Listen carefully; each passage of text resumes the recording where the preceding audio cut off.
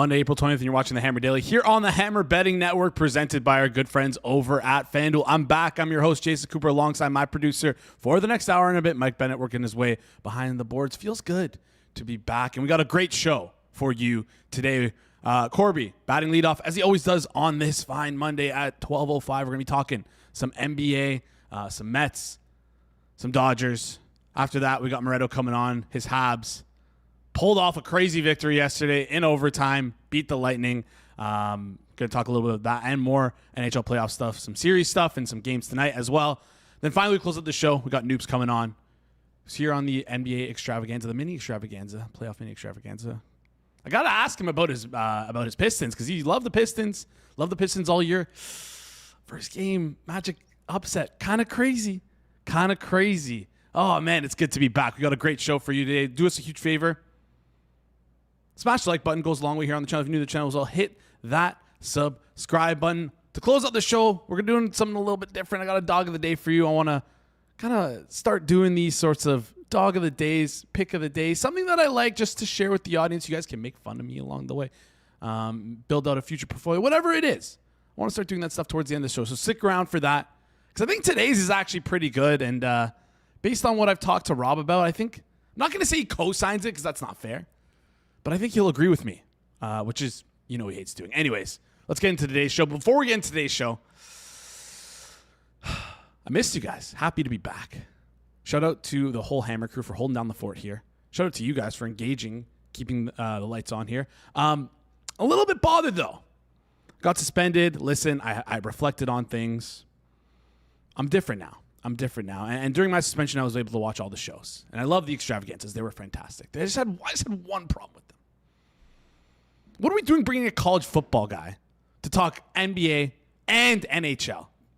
Is he the only guy to appear on both extravaganzas? He was. JoeyK. He came on the NBA extravaganza. And we have the clip here. Your futures bet for the playoffs. I'm going total slap homer. Give me Detroit basketball to win the Eastern Conference. Your future.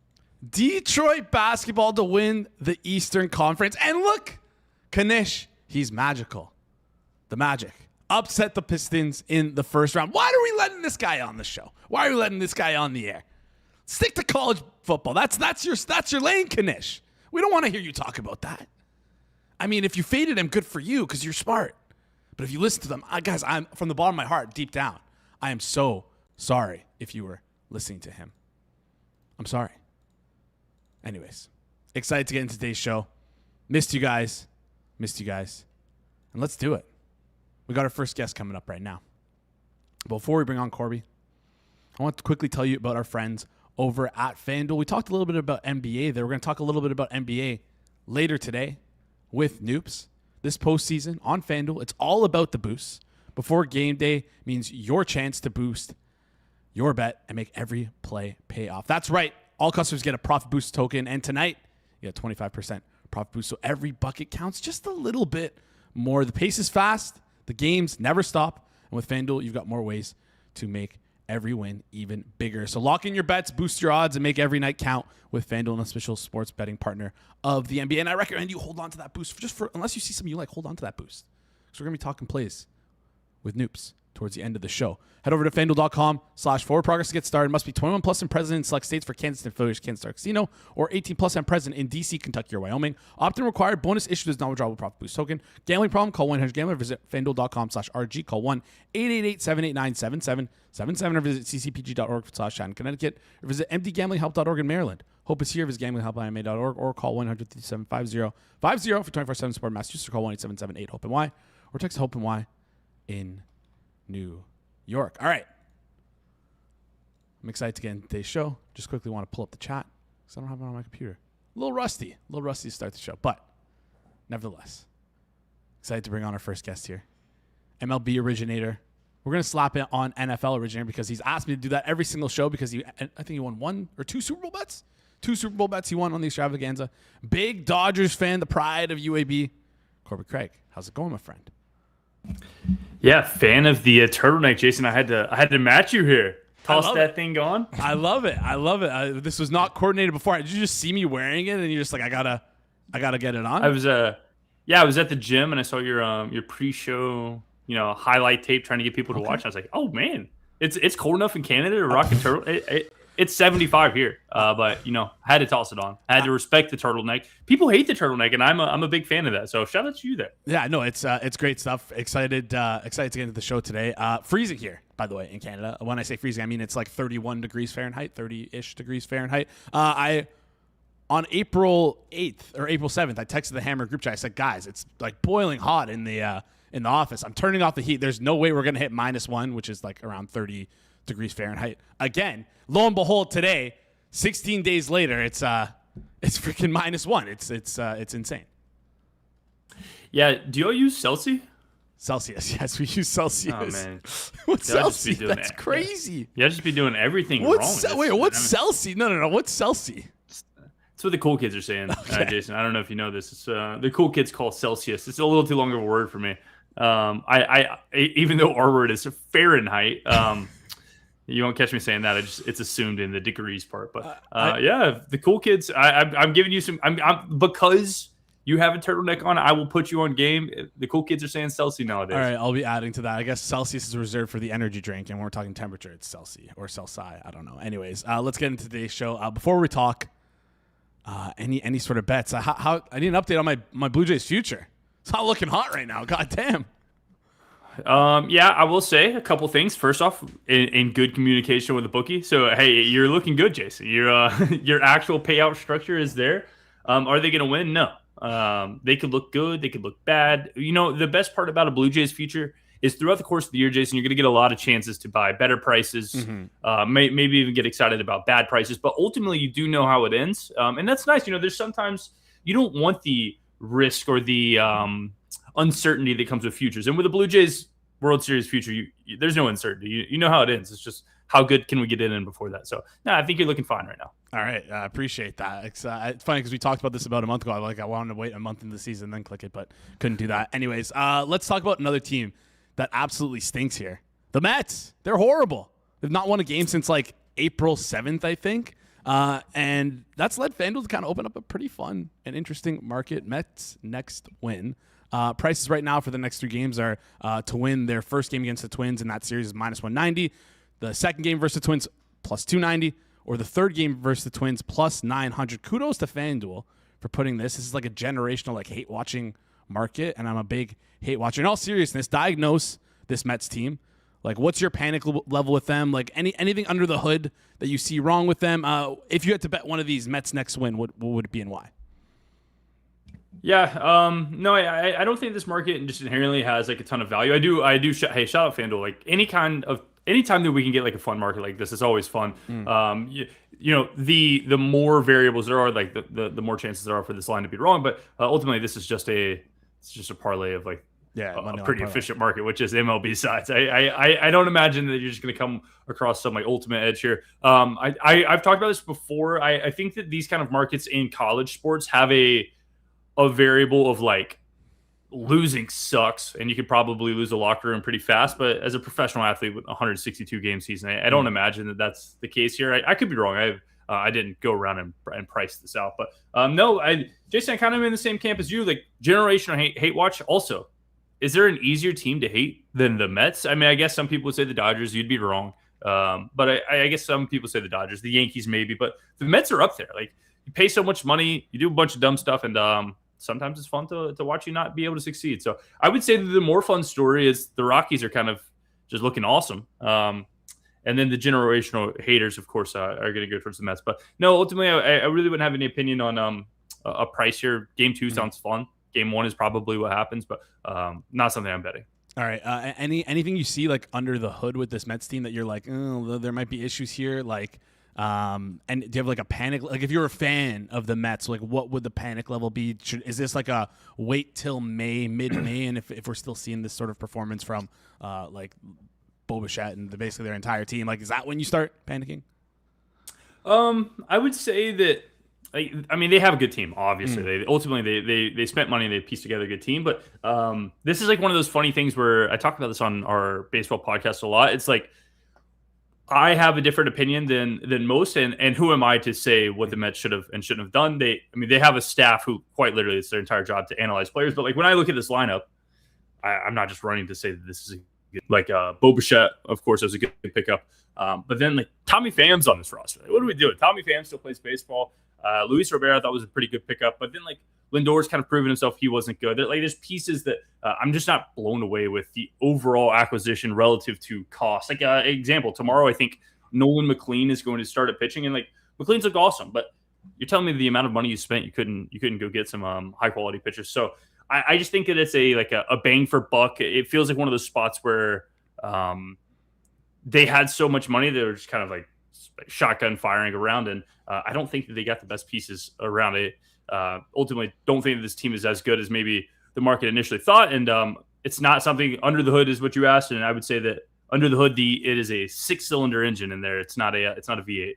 Okay, just not as good of a team as people expected out of the gate here. It's funny because one team in Toronto, the Leafs, they said that there was a report that came out recently that they used AI to help like inform some decision making around the trade deadline. So I asked ChatGPT, I said, hey, should the Jays have re-signed Bo Bichette? They said no. ChatGPT said no, this is a bad contract. So hey, maybe the Mets need to implement that to make things run smoothly. Yeah, I would agree. Like I thought that Bo Bichette, there was a time like I thought he was getting a little too overvalued. I mean, you watched him. You watched him for a while. Like he's obviously really good. Don't get me. This is not a hate to Bo Bichette, but like at some point you go, all right, like this is probably a sell high at some point. Like he's playing out of his mind, and I don't even think he's having like.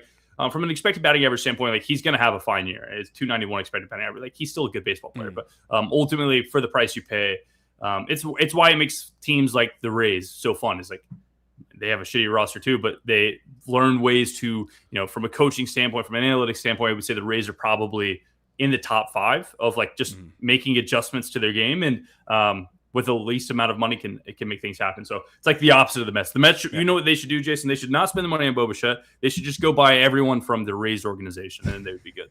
That might be a good idea, or maybe hire more better guys like internally. I don't know. Anyways, let's move on to the next question I have here. This needs to be prefaced, though. You're a massive Dodgers fan, and this is probably going to be a homer take coming from you. But since the start of the season, we look at the Dodgers. They're like plus 185 right now to win the World Series. They're creeping into what I call the Oklahoma City Thunder territory. And I don't think they'd belong there, right? Oklahoma City Thunder, we saw them open the season around plus 140 to win the NBA championship. They're currently minus 120 and after the first game of the first round of the NBA playoffs. I think this is crazy. There's 140 games left in the season. Plus 185 for the Dodgers to win the World Series. There's so many things that can go wrong in 140 games plus playoffs. What is your opinion on this number at plus 185? I would like to click a no if I can. Anything you can tell me about this number? Do you think you'd bet it at the plus 185? Am I wrong here? Talk me through. I know you're a Dodgers fan. No, I would have bet the 3-1, the 3.5 to 1, the 2.5 to 1, the 2 to 1. Listen, Jason, if I gave you a magic ball and asked you 2 months ago, what do you think the Dodgers season is going to start like? Would you have guessed exactly how it did? Probably so. Yeah. And so then, like, why did you not just get the better price? So you sent me this pre-show, and I was like, the unfortunate, like, not fun part of this podcast is, like, I kind of agree. Like, if you didn't get the 2s, like, wait, what? Nothing has happened that you're like, oh, my God, I want to go jump on this 185 right now. If anything, like, they lost to the Rockies, and then they started blaming the Rockies for cheating. So I thought it was pretty funny. Sometimes, even listen, here's the thing, Jason. If the Rockies cheated, shout out to them. You should still win. Hey, what are we doing here? You have the entire All-Star team on your team. Like, still win. So yeah, I would say that nothing has changed in my number. And my number thought that the 2.5s preseason were good. And if nothing has changed, you would assume that means the 1.5s probably aren't good anymore. So, I mean, you're going to be getting a ton of juice on a no. If you could find like a minus 85 no, like, of course, I think that's a great price. Ultimately, again, kind of like the Blue Jays stock, you would be losing by taking that bet, but you would get it in good. I mean, let's just hypothetically say their 4 starting pitchers get hurt.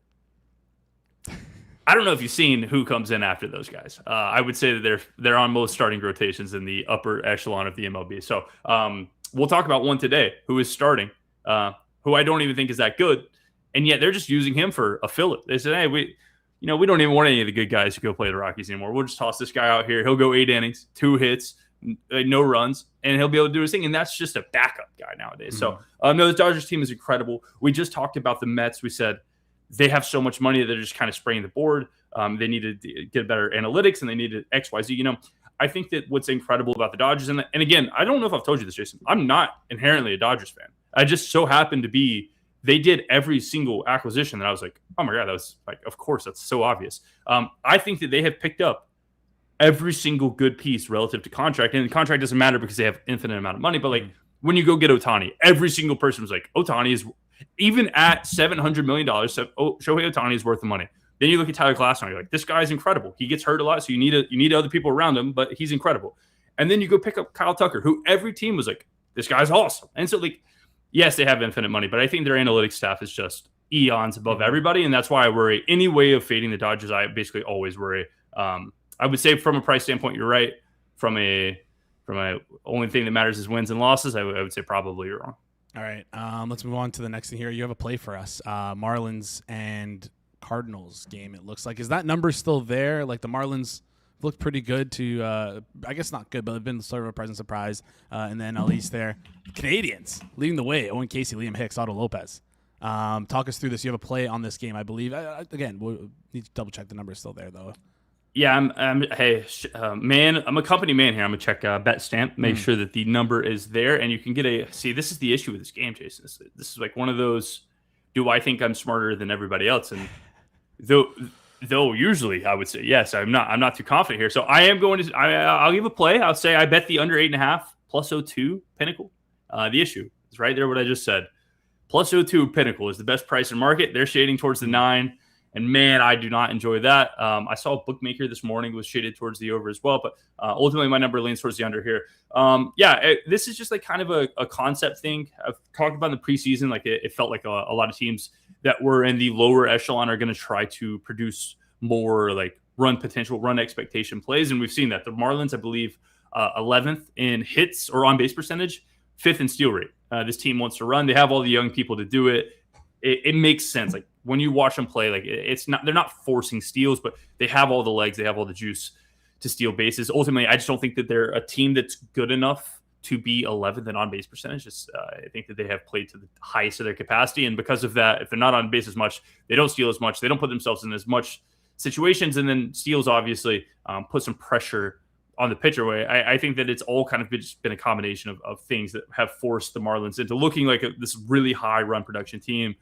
When ultimately I have them a good bit lower than they are. So now I would lean towards an under. I bet the plus 02. I see like circa minus 110 makes me feel a little better, but would be trying to get that plus money. I see 3 books at plus money, so or break even at least. So that's where I would lean towards the under. Marlins, Cardinals, under 8.5 plus 02. All right, Marlins, Cardinals, under 8.5 plus 02 is what we're looking at there. Let's move on to the last thing I want to talk about with you today. I want to do like a little bit of a head-to-head segment before we close out the show. Because listen, we both watch baseball. We both like baseball. You're probably better than me at betting in baseball. Not very good. I just again go top down here. But I was like, let's have a little bit of fun here. Let's start a competition. So what we're gonna do is we're gonna pick one home run bet. It's gotta be plus 300 or better. I don't want you to take like. I want something to I want this to be a little bit harder. I don't want it to be easy for us. And then we're also going to go with a pitcher prop. Any pitcher prop you want. Let's call it like between the minus 150 range. If you want to go like a plus 200, if you want to go like a alt over on check, let's go ahead. That's all you. But like, let's try and not go lower than like a minus 150-ish on a pitcher prop. I'll let you lead with this one. Home run prop. Who is it? Why? What game is it in? Hey, first off, shout out to you. I think this was just your idea off the dome ski. This is a good idea. I'm excited for it. It'll be fun. I think the thing that's going to make this the most fun is I'm just going to fire off the hip. I'm gonna have some fun here. So I'm going to top down this as well, Jason. I'm going to go company man, FanDuel. I'm going to go plus 440 here for Junior Camarano. I'm going to top down this and say Pinnacle's plus 300. So I had him I believe it was a 2% edge for the home run at 440. Best price in market. Junior Camarano. Hopefully that's not where you went. Where'd you go? No, I'm going to go with Kyle Tucker, the guy you mentioned earlier. Listen, we're able to get a guy in Coors. What?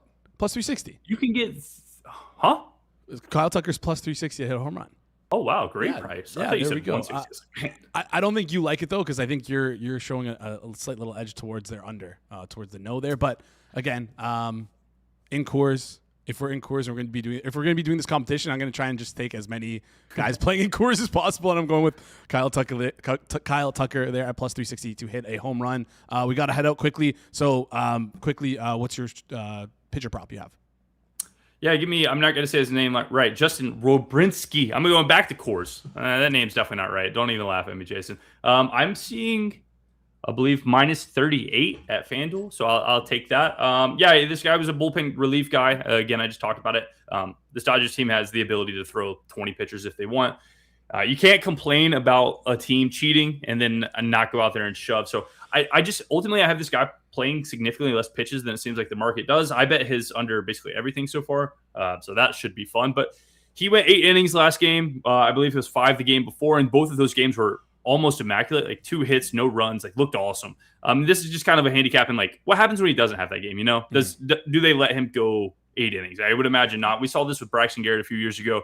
He would go 6 innings when he had no hitters going. It's like, okay, well, let's assume he doesn't have a no hitter. When do they pull him in? And I think this guy's leash is closer to like 4 innings, 2 times through the order. I can see pretty easily. So he's awesome. This isn't a hate towards him. Obviously, I like all the pieces the Dodgers acquire, but I just don't think they give him as long as the leash as people think. All right, I'm like pseudo head-to-heading you because I'm starting in one of my fantasy leagues. That's like a weekly league. Anyways, like him this week. I'm gonna go with Dylan Cease over 7.5 strikeouts. I believe it's at minus 112 last time I checked.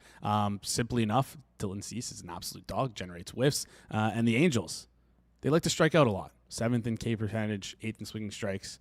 I like I like the pitching matchup here for Dylan Cease against the Los Angeles Angels. So over 7.5, minus 112. Corbie? Dylan Cease fits all your boxes, Jason. I know we got to go, but I will say, he plays in Canada. Yeah, has a nice mustache. I think is popping. So good pick there. I just need to see him show up to the game in a turtleneck, and then I'm just gonna hammer this through the roof. Corbie, appreciate you joining the show. Hopefully we'll be able to chat soon. We'll see you next Monday. Follow Corbie at CorbieBO on Twitter. We'll chat soon. Great stuff there from Corbie as always. Appreciate you guys tuning in for that. Let us know what you thought about Corbie. As I hear Alex like in the background, just like, is he okay? He's like breathing heavily into the mic. Like, you guys don't hear this. It's like super distracting for me. Anyways, just giving Alex the gears there. Before we bring on Alex, just a reminder, go follow Corbie on Twitter at Corbie Bettor Odds. Do us a favor, smash like button. Then let us know about what you thought about Corbie's segment. Comment it down below. And if you have any home run bets you have, drop them in the chat too. Curious to hear what you guys have to say about that. About to bring on Alex, but before we do that, we're not talking NFL draft today. We'll probably be talking a little bit about it tomorrow, but if you're looking forward to any of our watch-along content, if you love watching our watch-along content, we got one lined up for you this Thursday, 8 p.m. Eastern Time, Forward Progress Group live for a special NFL draft watch-along of Round 1 on the Forward Progress YouTube channel. Rob Pizzola, G-Sack George will be hosting. I'll be with them producing, and we've got a lineup of special guests dropping through throughout the night. Didn't know I was producing that one. I'm excited for that, though. I was excited. It's kind of sad. I thought it wasn't. Anyways, we'll be breaking down every single pick as it happens, talking strategy, and, of course, getting into the best NFL draft bets. So let's lock it in. Thursday, 8 p.m. Eastern Time, live on the Forward Progress YouTube channel. Don't you dare miss a thing. I haven't checked FanDuel if they've posted the first wide receiver market. Can't wait to get on that. We're going to be betting this together, guys. We're going to be betting this together. Mekhi Lemon, first receiver off the board. All right. Oh, they have Mekhi Lemon draft position. Yeah, there we go. All right. Maybe we'll give that out tomorrow on the show. Let's bring on our next guest here. Second guest. He's a Habs super fan. I wonder if he brought his a million Habs hats today. He's a consistent part of Edgework. Alex did a great job hosting. Did an okay job hosting the watch. Okay job. Wait, talk again for me. Is this a new mic? Does this sound good? It's great. We're happy. Crystal clear. Thumbs up. Yeah, that's why you can hear me like breathing heavily in the background. This thing, I'm like, I don't know how sensitive this thing is yet. And like right before I came on, I ran down to get a different hat, and then I up and down the stairs one time is like, that's enough. I'm tired now. All right. Sounds great. Sounds crisp. Excited to get into the segment here. I want to lead with the Habs talk. We're going to talk Habs, but you have some receipts. You want to just lead with the receipts here? So, take the floor. Go ahead. I would love to. We've had about 3 years now, 2.5 years maybe, leading into this season of just like Slavkovsky slander. I've come on here endlessly talked about how This kid is 19, 20 years old. He's a big guy. Big guys generally take a long time to develop and come into their own in this league. Got to be patient with him. He's showing lots of signs, but like, you know how the hockey Twitter world is. That's not allowed. If you're not a superstar immediately, then basically you suck. So it's been very frustrating sitting through that rhetoric for a long time. So last night, like, again, I'm not going to come on here and like, this isn't like Habs are going to win the cup. Habs are going all the way. It's just nice to see Slafkovsky get his flowers now. You know what I mean? Yeah. To take a line out of your book, Jason, you know, you like to see your guys get their flowers. I want to see Slafkovsky get his flowers because he's been shit on endlessly. And like, okay, let's just go through some of these receipts. Yeah. First of all, if your model compares Slafkovsky to Jack McBain, 19-year-old Slafkovsky to middle-aged Jack McBain, I mean, maybe you need to look into like projecting guys a little bit more. Don't take their 19-year-old stats at face value. Just me, I don't know. Don't think this one aged great. Let me jump in here real quickly. It's not even his model. It's not, and it hasn't been touched in 7 years. Like it's just the J Fresh stuff is like the generation. Anyway, sorry. Keep going. I had a few J Fresh ones that I wanted to pull, but like it was tough. It's just too low hanging fruit for the sake of this segment. Yeah. Rono, I'm not trying to pick on Andy and Rono. I think they're good guys, but this is just another case of like, I feel like a lot of people who are so numbers based, being numbers based is very important. Obviously that stuff all matters. And like, I'm the last one that's going to come on here and shit on that, but they get so lost in it that they're unable to like see development curves, projections, like all that sort of stuff. Everything is just taken at such face value. So, again, comparing at this point, he was like 19, just turning 20, comparing him to Yakupov, saying he's basically a bust as well. He's still a teenager, is wild. This is, I had an audio clip I wanted to pull from Rachel Dory. Didn't realize she changed her last name. Congrats to her on the marriage, I guess. Good for her. I wonder if she's the worst. Blocked by her. Keep going. She's terrible. Can't stand her. Whatever, like, not can't stand her takes, I guess you could say. She had a whole podcast with Mikey Stevens, who we'll get to in a minute as well, basically devoted to calling Slav a bust like 2 years ago. Here she is saying she would look to trade Slafkovsky plus for Kent Johnson. Kent Johnson of the Columbus Blue Jackets, who has been healthy scratch significantly throughout the season. I wonder why she got fired from the Canucks. Maybe that type of player evaluation isn't exactly bang on. I don't know. Who's to say?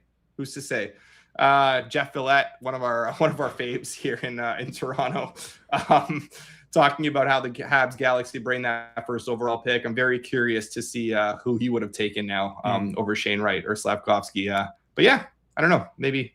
And then Mikey Stevens, who we talked about here. I can't even read that one here, but either they completely rushed him, or he's in way over his head, or he's in Patrick Steffen territory. Great stuff, Mikey Stevens. Glad we're drawing big conclusions a year into a guy's career. So I'm happy for Slav, man. I'm really happy for him. He's like, people just look at the stats, even like this year and last year. He has been so much better than like his point total suggests. This year he hit the 30 goal mark and everything too. So like, the numbers are finally coming, but like you could see it happening for a long time now, where like he was just like growing into his body, getting more and more dominant out there. You can see that first line with Caulfield and Suzuki, how much they struggled when Slav was taken off the line and to play with Demidov, and how much Slav then drove that Demidov line. Like, I think this guy is turning into an elite power forward in front of our eyes. And it's just nice to see the rest of the hockey world kind of get a glimpse of that now. Yeah, no, it's funny that people always cast stones on these young players before they, like, whatever, when they're 19 years old. I'm thinking about a player right now who was horrible, not only his age 19 season, but also age 20, 21, and 22 season, I'm pretty sure. Tage Thompson. Like, he was awful to start his career. He's got totally. Now become one of the best goal scorers in the league. 2 goals, 3 points last night for Tage Thompson on that crazy comeback. And to your point, like, this isn't just about Slav. I just wanted to have some fun with that because, like, I've heard that. Obviously, like, firsthand, I've had to live through that for a long time, just being a Habs fan. But like, it just is about a broader subject of like judging guys way too early. I think there's so many people, not necessarily in hockey, but like in hockey media, and like that are hockey writers, stats guys, whatever, that are way too quick to draw conclusions on guys. And I think that is like the biggest downfall of people in the space. Like, you have to be able to have patience. It takes, not everyone, development is not linear. Not everyone follows the same trajectory. Just because one guy's struggling at a younger age and one guy's taking off sooner, like, it's like this. And people just dismiss that fact completely and draw conclusions way too soon. So yeah, I think it's a real problem in the space. Well, we could talk about that all day. The people who are like have such large followings on Twitter are people who just like were attached to like expected goals and Corsi's and shot shares early on before like I don't want to say before the league kind of got into it, but like in sort of a media landscape, and that's how they kind of grew their following, and they haven't adopted or changed in like 10 years. So like they might have seemed smart like years ago by citing this stuff, but now it's like you got to change, you got to adapt. They haven't done that. So then you get blessed with some awful takes, which I'm excited to see more of, because those takes will be endless, especially from those people who you listed. Let's actually talk about the game itself, though, because of course the Habs win 4-3 in overtime. Excellent game, shocking upset. Series right now is like a pick'em, which is pretty, again, shocking to me. Right now the Lightning are -115 to win the series. If you're a Lightning fan, are you concerned about Vasilevsky? There's been a lot made about how poor he's looked over the last. I don't want to say, listen, poor for his standards over the last 3 playoffs. He hasn't looked like the same as he did in those cup runs, as dominant. What are your thoughts on this series as a whole? Are the Habs live? Like, do you like them at this price? Talk me through this series. I think that there is a little value on the Habs. Not something that I'm betting, but like, I've talked to a few people about this. I just think there's an element to both teams here that is not necessarily fully being captured in the numbers. So one is that Montreal is better than their season-long numbers, and even their recent numbers and just in general suggest they're not necessarily like a high-volume shooting team. They also, they struggle to hit the net. They like to score these pretty goals where they're passing it a ton. But like, I think that kind of takes away from, and they also have high-end skill, like a lot of high-end skill. So like, they don't necessarily need to produce a ton, to generate a ton in order to like create offense. There's also an element to Tampa where like such a good roster, such a good team, an experienced team, a well-coached team, but like maybe they just don't have it anymore. That magic they used to have where like they were just so good in the big moments. It seems like that's kind of been lost. They went on like a overtime run of runs when they were winning cups back in the day, where they won like 14 to 15 overtime games. Now they're like 1-12 in their last 13 overtime games. Vasilevsky, you talked about that. He's not looking like Vasilevsky. I mean, this guy's going to win the Vezina this year. And again, playoffs, like, it's one game, plenty of time for him to turn it around. He's obviously immensely talented, and, you don't want to bet against him turning it around, but like, we have a large body of work now in the postseason where like he struggles a lot. And Rob talked about these goalies with great regular season numbers and how like, you can't necessarily count on them in the playoffs. I mean, I think we saw that a little bit last night. So I think that I think Tampa's still the best team in the East, but I also think the gap between Tampa and Montreal is a lot smaller than maybe a lot of people thought, even myself included. Like, they went blow for blow with Tampa last night. They matched, and in fact, they exceeded Tampa's physicality. Skill-wise, they were right there. Tampa, you look at the numbers, Tampa generated nothing all game at 5-on-5. They scored on a broken stick on a power play. Again, I'm not like trying to count Tampa out here. They're an incredible team, and I think they're, obviously still very alive to win this series and go on to win the East. But I just think the gap between these two teams is a lot smaller than we thought. Yeah. All right. Currently, like I mentioned, if you like the Lightning -115, I did. To be honest, click them -115 here in the series price, simply because, and you can maybe I'll just to push back a little bit here. I think it was the 3 power play goals for the Habs. 3 power play goals for the Habs, 2 power play goals for both teams. Scored 1 goal 5-on-5. Yeah. So yeah, as we know, as series get on later in the series, whistles become tighter. We're gonna see a lot less penalties called. So I just think that like, I think like Lightning just have the edge at 5-on-5, even though they're down a game here. I think I still like them at -115, but will be fun to root against you. Let's get into the next question I have for you. Sure will. A lot of craziness we saw last night, including obviously that Habs game or yesterday. Round 1 in the NHL, best week in all of like sports, feels like it is. We saw Colorado eke out a 2-1 win. Buffalo, insane comeback winning 4-3. Vegas as well with the third period coming back over the Mammoth. Anything you like in terms of series prices for this game? Anything you saw from the first games in these series that you're like, sort of, listen, you don't want to overreact, but like 7-game series, you kind of got to be quick here. With how random the game of hockey is, you want to react to this stuff. Anything that you're like reacting to that has sort of changed your opinions on these series? I think Kings plus 2.5 right now, like, is not the worst bet. They looked good. Like we talked about how coming into the playoffs, they were playing a lot better. And Colorado, obviously, like, it's just an elite hockey team. But man, the power play is really struggling still. I think Dallas is decent too right now. Like, that's going to be a very tight series. I think just getting, a big plus number, plus 164 right now at FanDuel, into a likely Game 7 situation. Like, that was a pretty even game. I guess when you account for score effects and like Dallas chasing, maybe, you'd definitely give the edge to Minnesota. And I really do like Minnesota overall, but again, I think it's going to be another tight series. It's going to be back and forth. I'm worried about Pittsburgh. Man, they look really bad. We'll see about, Muse is a good coach, so we'll see if he can make the adjustments that they need, because they could not get anything going. Philly just shut down the neutral zone, and like it was curtains for the Pens.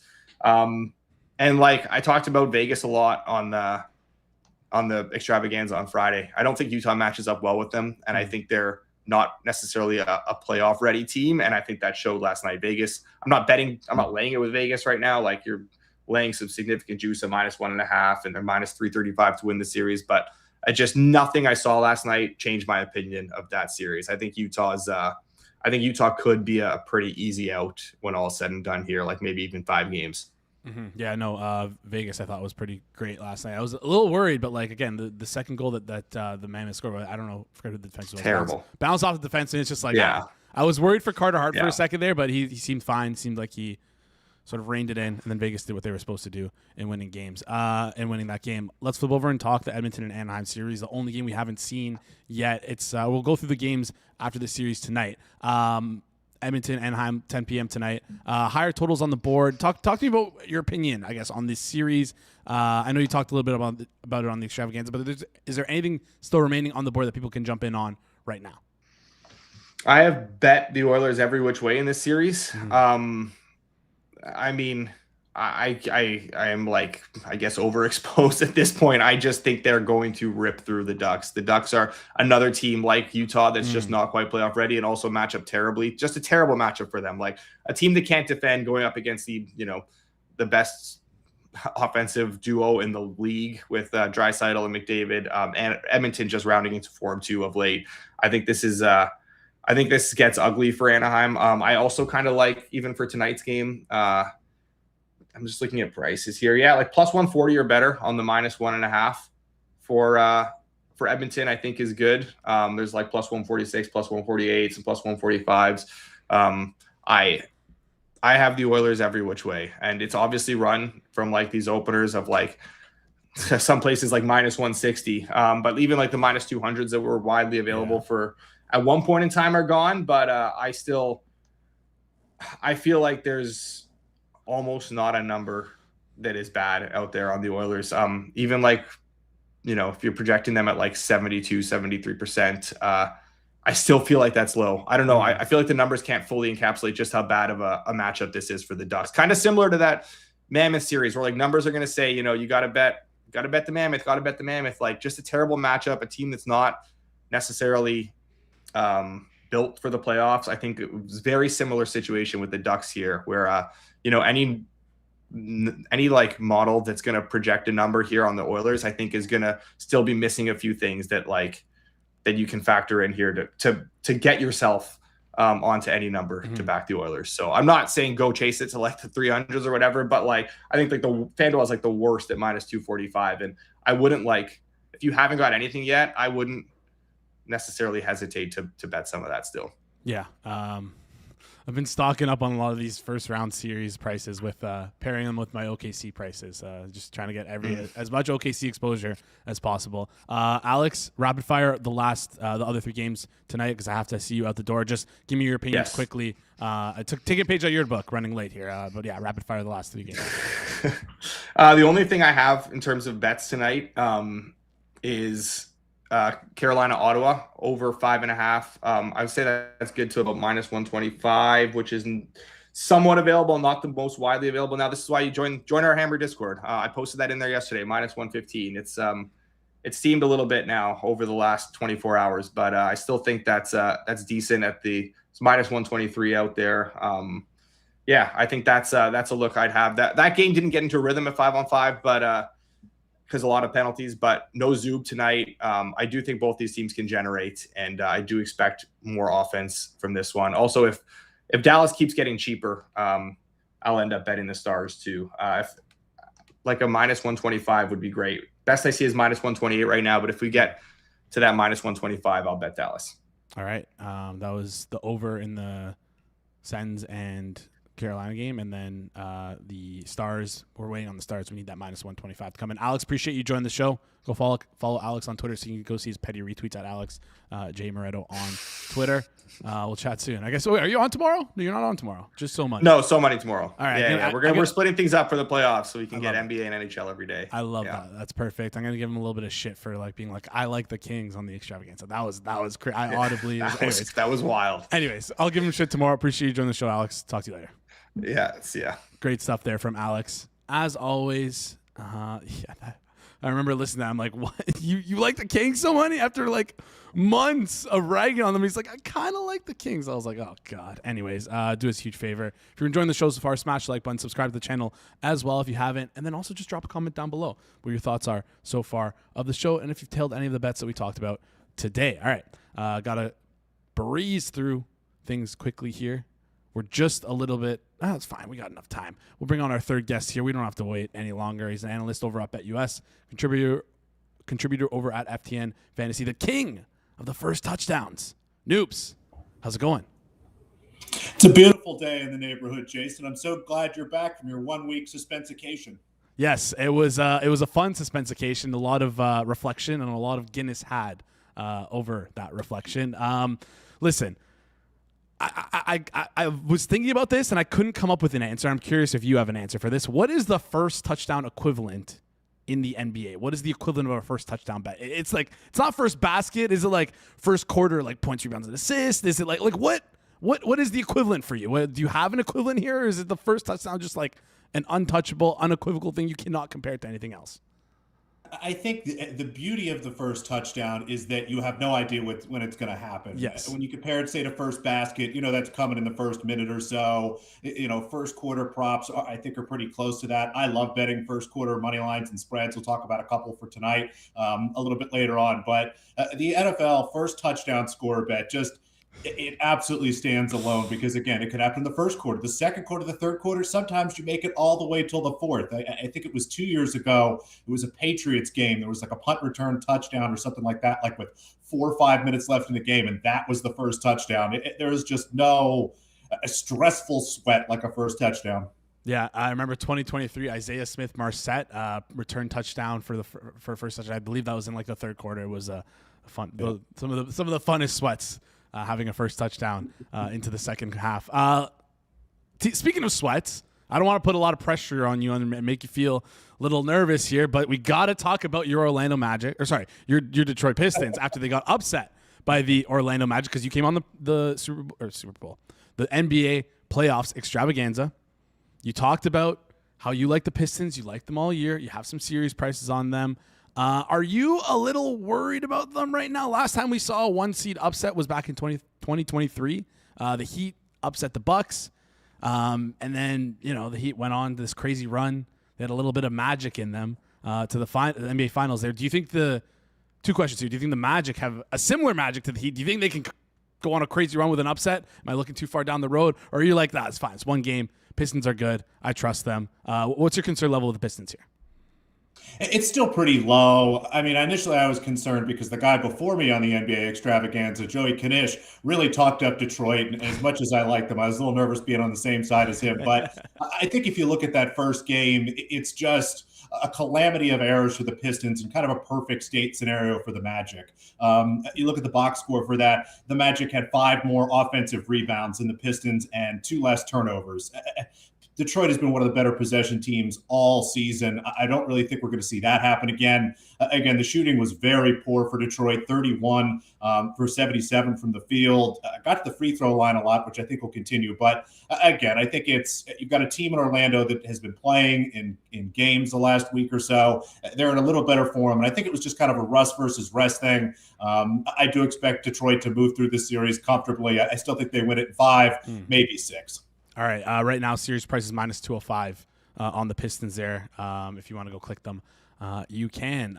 Let's move on. Everything else is pretty sort of like ho-hum last night. We had the Celtics, the Thunders, and the Spurs all dominating their first games as expected. Anything you like in terms of series or futures when looking at those 3 series and teams? Like we've seen OKC run a little bit since the start of the playoffs here. They're now down to minus 120 to win the NBA championship, which feels, again, a little shocking, but they're still far and away the best team in the NBA. Anything you like in terms of series prices or futures prices for this team, or you want to talk games for tonight instead? Not too much. Again, if you don't have any OKC to win the championship, get yourself some. If you're someone like me that likes to stay parlay some stuff together, put some like Carlos Alcaraz to win the French Open with Thunder to win the championship. Start doing some goofy stuff like that. It does just seem like the Thunder are going to roll through this first round series. I was just looking from our friends over at FanDuel, minus 150 to sweep, which I think probably still close to bettable. I would have that closer to say minus 165, minus 170. So not a huge edge. If you were looking for some action, I think that's sort of the best way to go. All right, nice. OKC to sweep minus 150. And I've been doing exactly like you said, like all year through the past 6 months, I've been like pairing awards markets with OKC to win, just things of that nature. I have so much McKinnon and OKC. I'm actually nervous. I don't know if you've seen what's happening with the NHL awards, but yeah, I'm really nervous about that one. Anyways, let's talk about the Saturday slate. Actually, before we get into the Saturday slate, I want to talk about the Lakers because we saw the Lakers win against the Rockets. Pretty unexpected there with the Durant injury. I don't know how many people expected that. I wasn't really as tapped in, but seemed like it was very unexpected there. Feels like the Lakers at plus 183 to win the series are like a little bit too low considering Durant has an injury.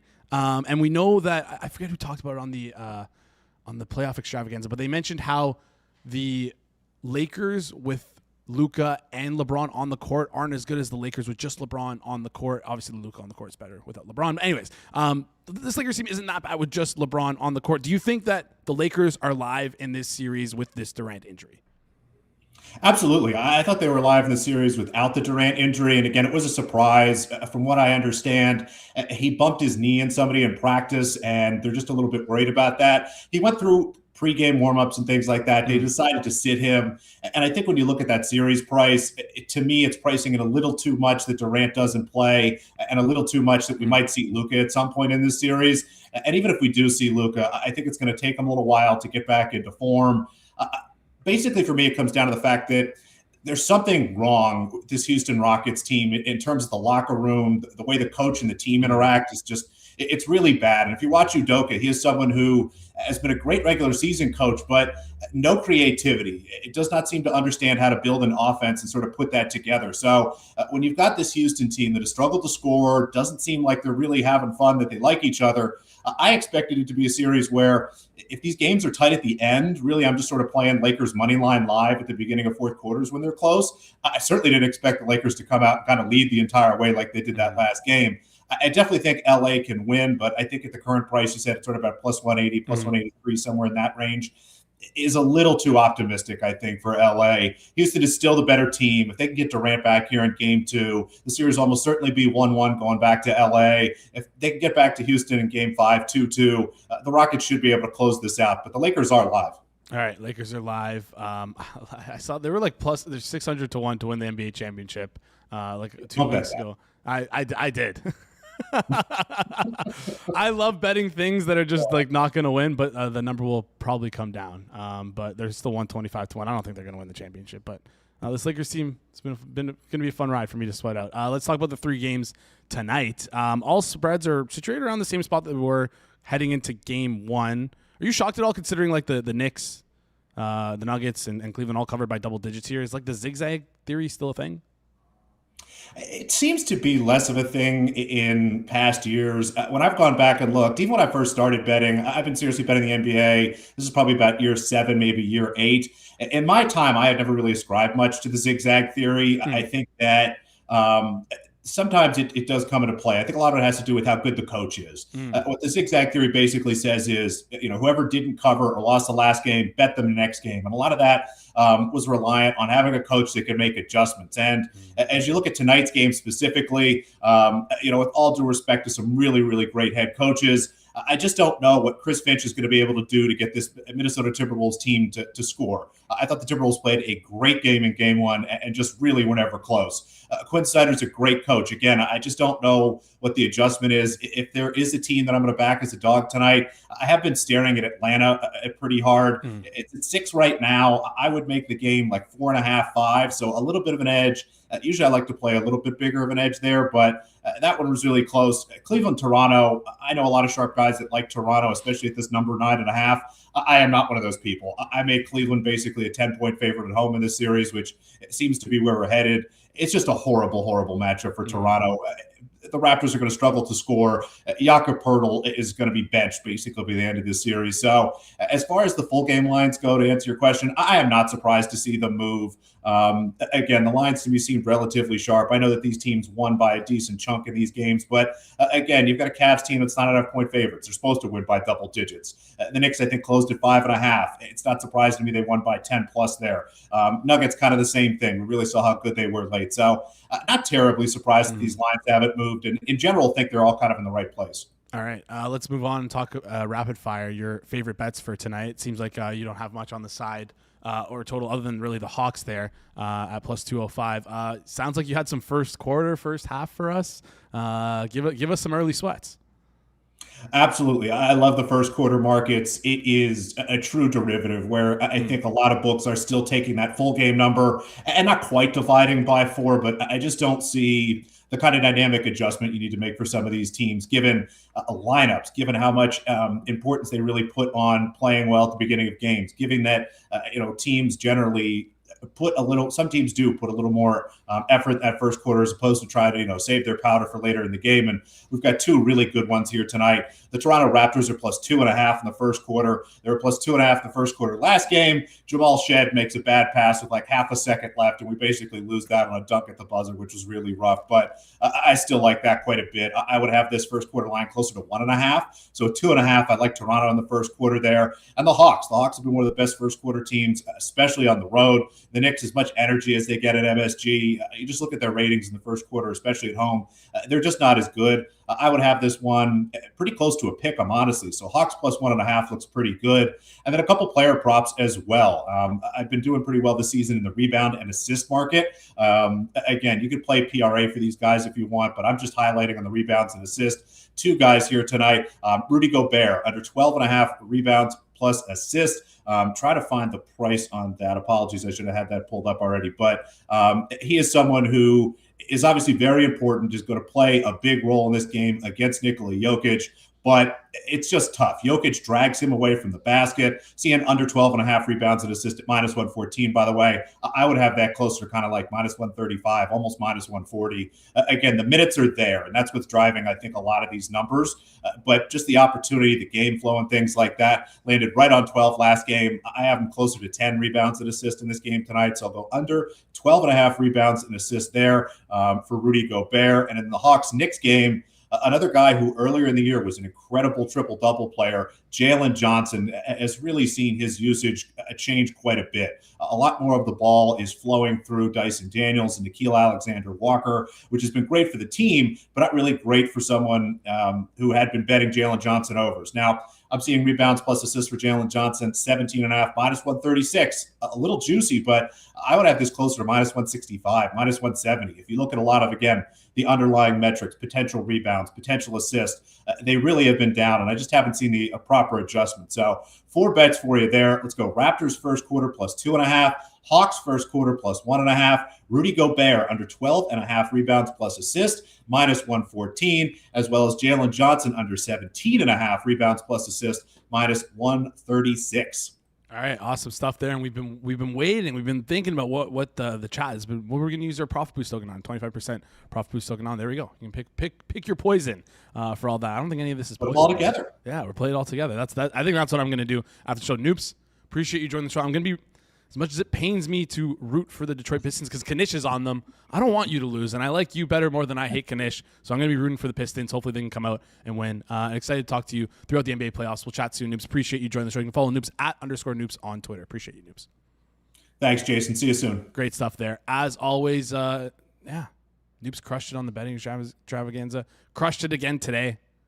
You guys crushed it today as well. I saw this chat message. Didn't get around to it earlier. Just want to quickly shout out Joseph Myers. Was it Joseph Myers who said that? Appreciate the kind words from Joseph Myers, who enjoys the show.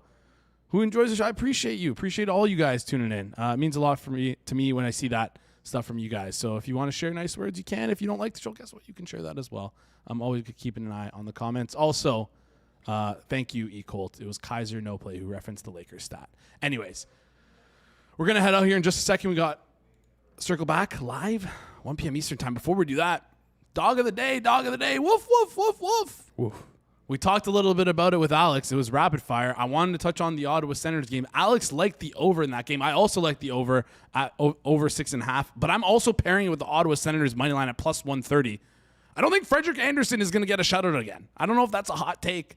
I like the Senators team. I think they're a lot closer at 5-on-5 than people have given them credit for. They're very good at 5-on-5 from what I watched that game. I like them a lot against the Hurricanes here. So I'm pairing them at plus 130 on the money line. Ooh, looks like it moved a little bit. It's, what's the money line price here? Anyways, I have the over 5.5 paired with the Ottawa Senators money line, plus 259. Current money line price is plus 125. So it'll take a little bit, but I still like it. I'm going to combine both of them, getting to plus 259. Just think there's going to be more goals in this game. Alex agrees with me. That's a good signal for me here, and I just think Ottawa is going to eke this one out. I like them to win this series, and I like them to win this game. So I'm taking the Ottawa Senators here. Jake Sanderson, take me to the promised land. All right. Appreciate you guys joining the show. Do us a favor. Smash the like button. Appreciate you guys. I love that you guys love that I'm back. I love that you guys are here. I miss talking to you guys. Honestly, I genuinely did. If you like the show, do us a favor. Smash the like button. Goes a long way here on the channel. If you do the channel as well, hit the subscribe button. Share with your friends to let them know about the show. Goes a long way. Stick around and comment towards the end as well because that helps us out a lot. Don't forget to rate and review 5 stars. And also shout out. Shout out to Corbie. Shout out to Alex. Shout out to Noops for coming on the show. Shout out to Mike for keeping everything smooth behind the scenes. Shout out to you guys for tuning in for the entire show. And that's it. That wraps up today. I'm Jace Cooper. This has been the Monday, April 20th edition of the Hammer Daily here on the Hammer Betting Network presented by FanDuel. We will see you guys right here tomorrow.